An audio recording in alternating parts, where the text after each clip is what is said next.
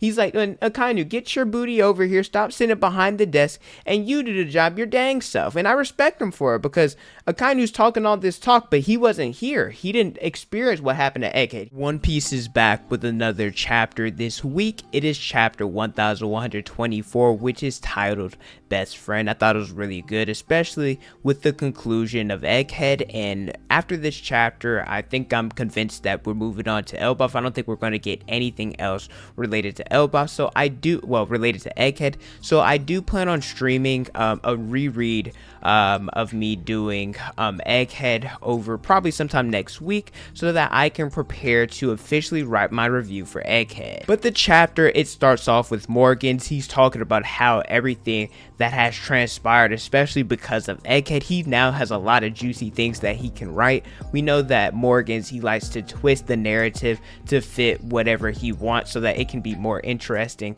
to the people of the world and those that are reading it. And Vivi, she's up here, she's like, well, I mean, you're kind of dumb. She's kind of going at Morgan, saying that he should have write stuff that isn't the truth. And you know how Morgan's is, he believes that what he's doing is right. He knows how to manipulate information to spin it to have a more compelling story. So nothing that Vivi's going to say, she's not scared, she's not backing down. But Morgan's, he's not going to back down either, because he's in a higher position, because he can go and expose Vivi's location, and we know how important that she is, especially with Emu and the Gorosei trying to find her. I also love, you know, Vivi here, because I feel like, I mean, Vivi was always a strong-minded girl, but I feel like definitely after her interaction with the Straw Hats and really taking on the role of being a princess, she stands up to Morgans, talking about how she's not just going to grovel if, you know, if the world was at its end just to save her own neck. So I really do like her growth here,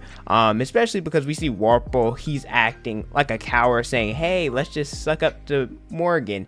And you know, Vivi, she's not going to do that. Really respectful of a princess. And then the, I guess, Morgan's part, it ends with him talking about how there's so much for him to write, including the Emperor Blackbeard versus Trafalgar Law. There's Emperor Shanks versus Eustace Captain Kidd, and Emperor Straw Hat Luffy ruthlessly killing Vegapunk. I mean, we know that's not true. Well, at least that one wasn't true. As I mentioned earlier, Vegapunk just twists stuff to write a better story. But I'm really interested to see how Morgans was able to find out like the information, at least with the other two emperors, so quickly, because the fight, I mean, it's only been what, like a day or two since it concluded. So I wonder how Morgans was able to get that information so quickly. I guess, I mean, if you end up blowing up a ship or destroying a ship like they did with both of the crews, then I guess that information is going to get out eventually. But it's really cool to see that even Morgans knows about it, and this will get talked about as well with Luffy and his information. And maybe that means bounties are going to go up with, you know, potentially Shanks, potentially Blackbeard, their crew, as well as the Straw Hats. I personally would love to see it, especially with an event that involved emperors, and with the Gorosei showing up. Well, I guess Morgan's doesn't know about that, but I feel like Luffy killing Vegapunk is definitely something that deserves a bounty increase. I'd argue that this part is probably my favorite part of the chapter. Akainu is calling the ship, saying, hey, like, what's going on, what happened at Egghead? And Borsalino, Kizaru, he talks about how, hey, everyone is down, I'm gonna have to give you guys an update because everybody's unconscious that isn't him.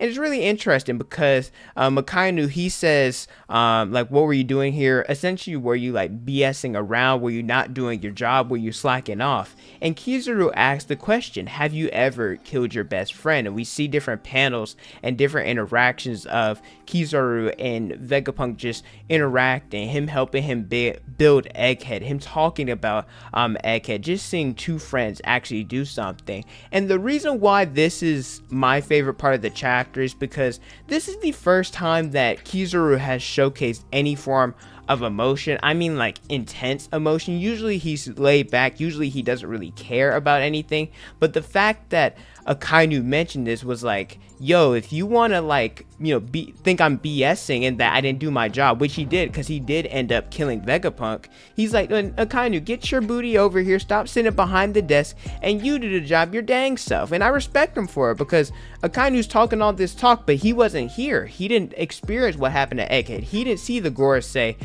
summon here. He didn't see the Seraphim, the Giant, just all the mayhem that happened here. So Akainu needs to shut up. And even he apologized. He's like, yo, I'm sorry for saying stuff like that, because I can almost argue that Akainu probably has either never seen or rarely seen Kizaru this upset. But if you guys are enjoying this video so far, let me know by leaving a like, subscribing to the channel, and hitting the notification bell so you guys never miss out on a new video. We pump out different content all the time. We got to the Straw Hats as well as the Giant ship. They're just reflecting on everything that's happened. Especially I love what like Frankie's talking about. As I mentioned, just so much that they've accomplished and was able to get away. It's a miracle that they were with the Navy Armada, with the 5 elders and Admiral. Just so much chaos was going on. They're saying it's a miracle that we escaped, but we ended up failing our goal. We weren't able to get Vegapunk away from Egghead safely.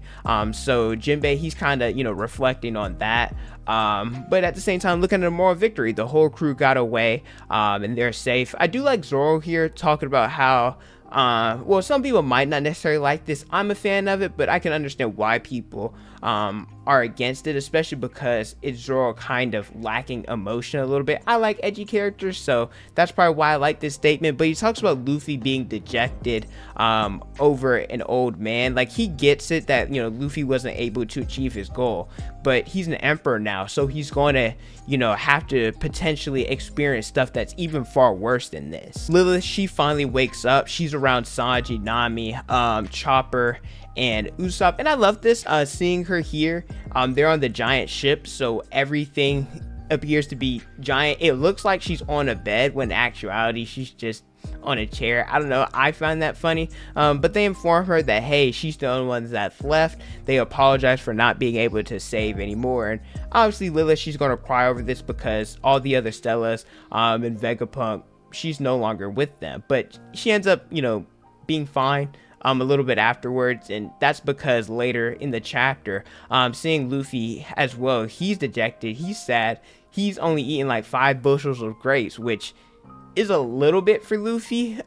We typically see him eat a lot. I guess you could also argue that the grapes are gigantic because they're from giants. But yeah, he's very sad because he liked Vegapunk and he feels like he failed him. I mean, when have we ever seen Luffy not necessarily be able to deliver his promises? Lilith, she ends up clearing up everything, because the reason why she said she's fine and she stopped crying is because even though everybody is functionally dead, they're still alive, I assume. And I'll have to like talk to people in the community as well as just look at other stuff. I think she's just saying this because like either going to be like, oh well, he lives within all of us, or because either the Punk records, or because she's technically a Vegapunk, then that means that he's technically still alive. So she's just trying to lift their spirits and tell them not to be so glum, because they did technically achieve their goal. They did get a Vegapunk out of there. Luffy's no longer glum. He's like, hey, it's time to party. Let's go ahead and eat. He's saying, hey, even if he talks about Vegapunk saying, the One Piece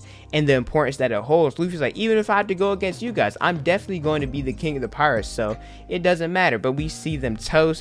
Really cool seeing them party. We haven't seen this since Wano. Seeing all the Straw Hats here with the Giants, as well as Bonnie, she is here as well as Lilith. The reason why I said that I think that Elbaf is done is because they said, and so the Straw Hats there are leaving towards the northeast, headed towards the island of the Giants, and we see a panel of somebody drinking, and it says, come on then. They don't know who it is, at least we don't know as the community. If I had to speculate, it's either the man marked by flames, it's either Saul, or I say Shanks. I'm a little bit less confident in the Shanks one because he was leaving Elbaf, but he may have stayed to protect them or his people because of what happened with Kid. I'm not entirely sure. Let me know in the comment section below who you think this individual was. But yeah, we do get a break next week, seeing this with the conclusion. As I mentioned, I plan on doing a review for Egghead. I plan on streaming me reading the chapters. So next week, I don't know the date yet. I have to see how my schedule is. But thank you guys so much for watching. Don't forget to like, comment, and subscribe. Hit the notification bell so you guys never miss out on a new video. Follow me on Instagram, Twitter, and TikTok. It's on the screen and in the description below. Thank you guys so much for watching, and don't forget to unleash your potential.